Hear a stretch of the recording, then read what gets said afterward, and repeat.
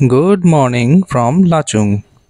এই সুন্দর লাচুং শহরকে ছেড়ে আমরা একটু বাদেই রওনা হব এমন একটি জায়গার উদ্দেশ্যে, যা আমার মতে যারা ঘুরে বেড়াতে ভালোবাসেন তাদের জীবনে একবার অন্তত যাওয়া উচিত।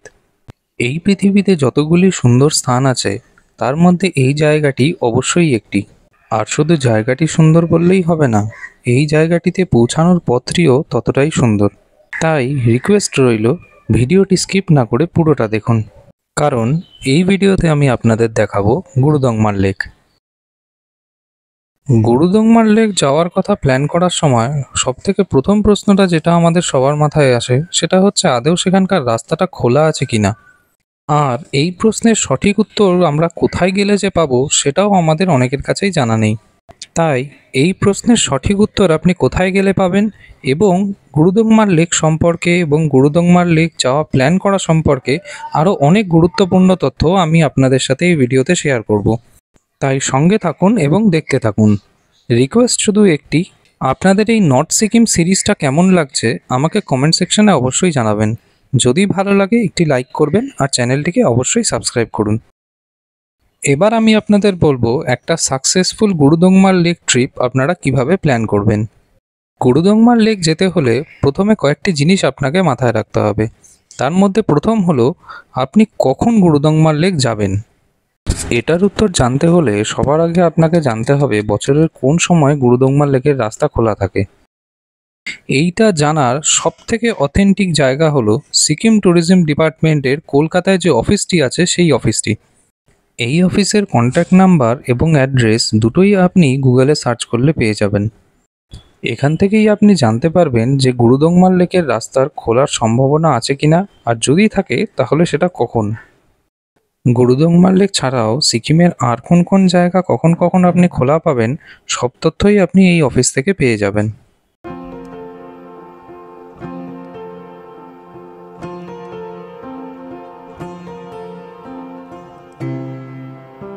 আমি এই ভিডিওটি শ্যুট করেছিলাম এপ্রিলের শেষ মেয়ের শুরু এরকম সময়, সিকিমের এই প্রাকৃতিক দুর্যোগ ঘটে যাওয়ার বছরখানেক আগে। যখন আমি এই ভিডিওটা শ্যুট করেছিলাম তখন আমার ইউটিউব চ্যানেল করার কোনো প্ল্যানিং ছিল না। আসলে আমি ভিডিওগ্রাফি করতে একটু ভালোবাসি, সেইভাবেই এই ভিডিওটা শ্যুট করা। কিন্তু তারপর যখন হঠাৎ করে শুনলাম যে সিকিমে এত বড় একটা ন্যাচারাল ডিজাস্টার ঘটে গেছে, তখন আমার মনে হলো যে ভিডিওটা আমি শ্যুট করেছি সেই ভিডিওটা আপনাদের সবার সাথে শেয়ার করা উচিত। তাহলে আপনারাও দেখতে পাবেন যে এই প্রাকৃতিক দুর্যোগটি হওয়ার আগে নর্থ সিকিম কতটা সুন্দর ছিল। এই ভিডিওটাই আমার এই চ্যানেল খোলার অনুপ্রেরণা বলতে পারেন। প্রথম প্রশ্নটার উত্তরটা হয় আমি দিলাম যে কখন যাবেন। এবার আসি দ্বিতীয় প্রশ্ন, সেটা হচ্ছে কেন যাবেন। গুরুদংমার লেক শুধু ভারতের নয়, আমার মতে এই বিশ্বের একটি অন্যতম সুন্দর জায়গা। দেশ বিদেশ থেকে প্রচুর ট্যুরিস্ট এখানে আসার চেষ্টা করেন এবং আমি বলবো আপনি যদি ঘুরতে ভালোবাসেন এবং পাহাড় আপনার পছন্দ, তাহলে জীবনে অন্তত একবার এই স্থানটা দর্শন করুন। আপনারা হয়তো অনেকেই ভাবছেন যে আমি আসার চেষ্টা করে এই কথাটা কেন বললাম। কারণ তৃতীয় যে প্রশ্নটা, আপনি যখন গুরুদংমার লেক প্ল্যান করবেন তখন যেটা আপনাকে নিজেকে করতে হবে সেটা হচ্ছে আমি কি গুরুদংমার লেক যেতে পারবো। কারণ গুরুদংমার লেক পর্যন্ত পৌঁছানোর জন্য আমাদের সবার শারীরিক সক্ষমতা নাও থাকতে পারে। তাহলে প্রশ্ন হলো, আমি গুরুদংমার লেক পর্যন্ত যাওয়ার জন্য সক্ষম কিনা কি করে বুঝবো। গুরুদংমার লেক ভারতবর্ষের মধ্যে সমুদ্রপৃষ্ঠ থেকে সবথেকে উচ্চতায় অবস্থিত লেক। এটির উচ্চতা সমুদ্রপৃষ্ঠ থেকে ৫,৪২৫ মিটার অথবা ১৭,৮০০ ফুট। এই উচ্চতায় হাওয়ার ঘনত্ব আমাদের সমুদ্রপৃষ্ঠ থেকে বা সমতল থেকে অনেকটাই কম। আর সেই জন্য যাদের লাংস বা হার্টের কোনো সমস্যা আছে, যাদের শ্বাসকষ্ট হচ্ছে, তাদের এই গুরুদংমার লেকের যাত্রা অ্যাভয়েড করাই ভালো। আর যাদের এই ধরনের কোনো সমস্যা নেই তাদের জন্য কিছু কিছু সাবধানতা অবলম্বন করা জরুরি। প্রথমত, আপনি লাচুং থেকে যখন গুরুদংমারের উদ্দেশ্যে রওনা হবেন চেষ্টা করবেন আপনি এই অল্টিটিউডটা ধীরে ধীরে ক্লাইম্ব করতে।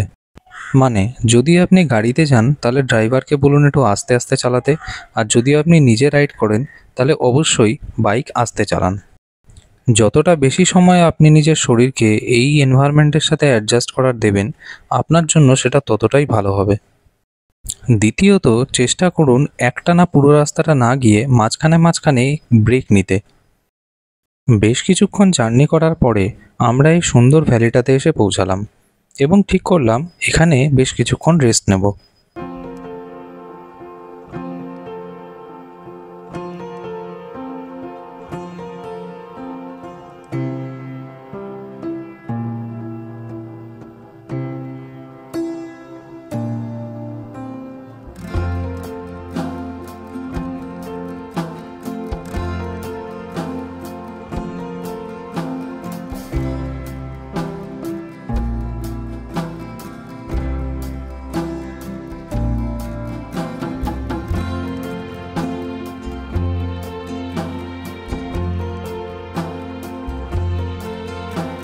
এখানে প্রায় হাফ অ্যান আওয়ার রেস্ট নিয়ে একটু চা ঠাকে আমরা আবার রওনা দিলাম গুরুদংমার লেকের উদ্দেশ্যে।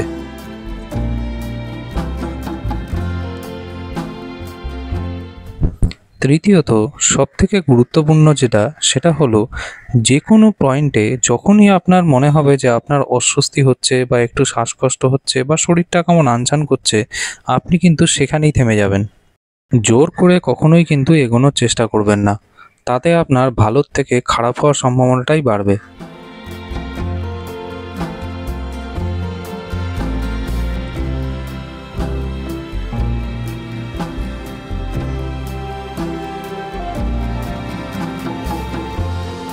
যত উচ্চতা আস্তে আস্তে বাড়তে থাকলো আমাদের চারপাশের দৃশ্যটা আস্তে আস্তে চেঞ্জ হয়ে গেল।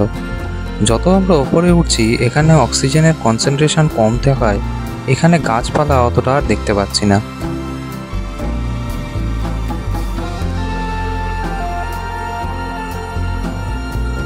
গুরুদংমার লেকের ল্যান্ডস্কেপটা অনেকটা লাদাখের মতন।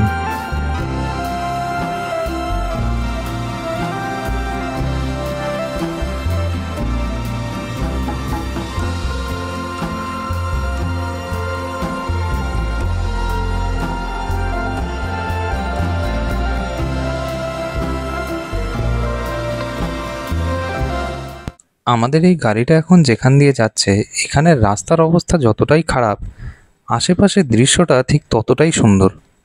আমার ক্যামেরা এক ফোঁটাও জাস্টিস করতে পারছে না আমি জানি। আপনারা যদি এখানে সামনে থেকে এই দৃশ্যটা দেখেন আপনারা মুগ্ধ হতে বাধ্য।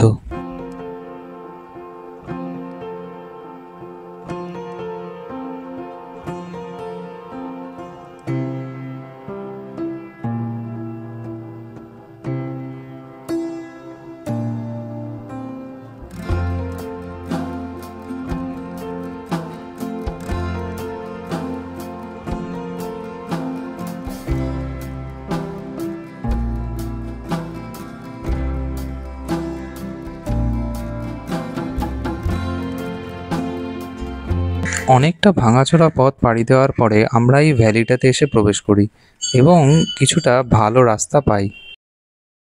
এখান থেকে গুরুদংমার লেকের দূরত্ব খুব বেশি নয়।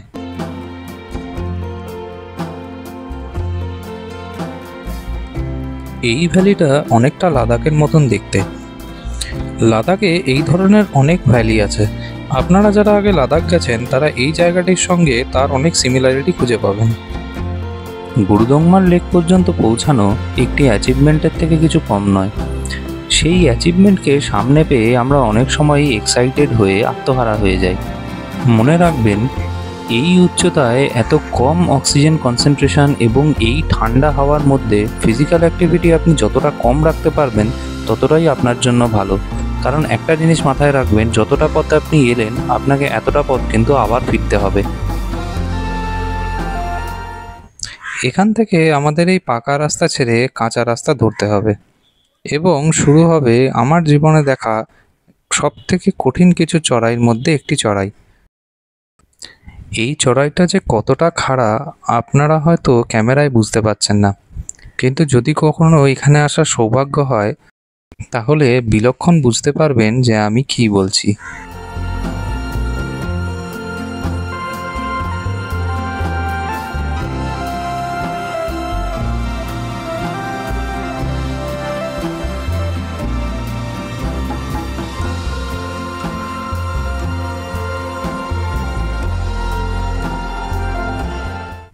আমিও অনেকটা সন্দেহের মধ্যেই ছিলাম যে আমাদের এই গাড়িটা আদৌ এই চড়াইটা উঠতে পারবে কি পারবে না, কারণ আমি আশেপাশে দেখছিলাম যে অনেক গাড়ি স্ট্রাগল করছে এবং যারা বাইক নিয়ে রাইড করে এসছেন তাদের উঠতে তো আরও বেশি কষ্ট হচ্ছে। এই উচ্চতায় অক্সিজেন টেনশন কম থাকায় গাড়ির ইঞ্জিন সঠিক পাওয়ার জেনারেট করতে পারে না, তাই জন্য এই চড়াইটা ওঠা আমাদের পক্ষে যথেষ্ট কঠিন হলো।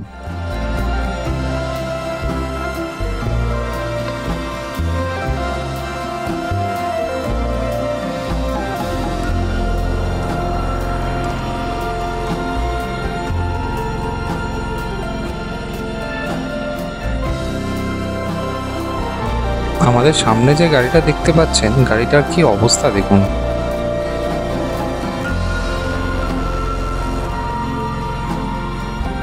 আমি ভাবছিলাম এ তো কোনো ক্রমে পারলো, আমরা কি পারবো?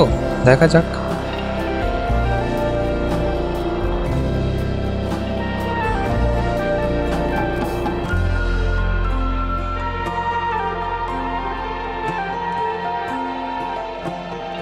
গাড়ি অনেকটা চেষ্টা করে উঠেও কিন্তু আলটিমেটলি আটকে গেল। গাড়ি যখন পেছোতে শুরু করেছিল আমার একটু ভয় ভয়ই লাগছিল যে এতটা খাড়া রাস্তা গাড়িটা না গড়িয়ে যায়।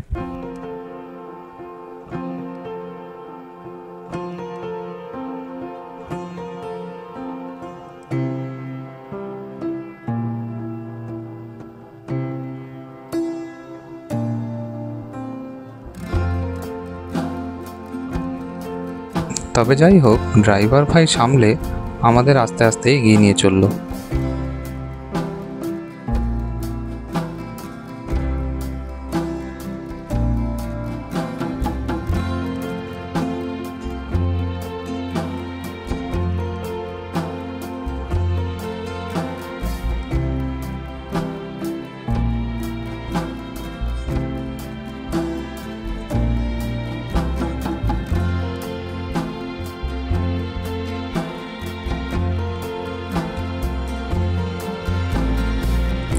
ফাইনালি এতটা দুর্গম পথ পেরিয়ে আমাদের কাছে ধীরে ধীরে পরিষ্কার হলো সেই বহু প্রতীক্ষিত দৃশ্য। আমি আর কিছু বলবো না, আপনাদের জন্য রইল পৃথিবীর একটি অন্যতম সুন্দর জায়গা, গুরুদংমার লেক।